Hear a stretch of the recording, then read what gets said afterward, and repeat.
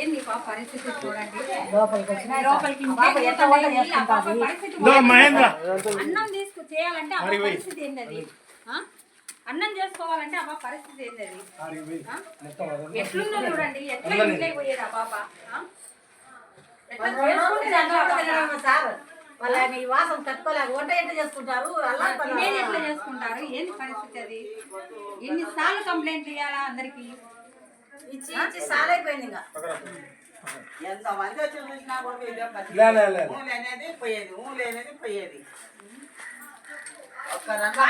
తీయాలంటే ఎంత నిలుస్తుంది చెప్పండి. తీసి వంట చేసుకోవాలంటే ఏంటి పరిస్థితి? ఆ బాబని చేసుకోవాలనే చూడండి ఎట్లా చేసుకుంటారు.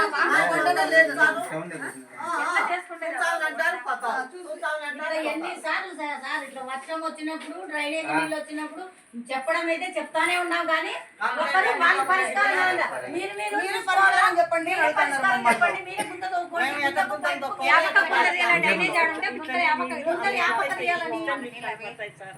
డ్రైనేజ్ ఎట్లా ఉంటే గుంతలు యాపక నీళ్ళు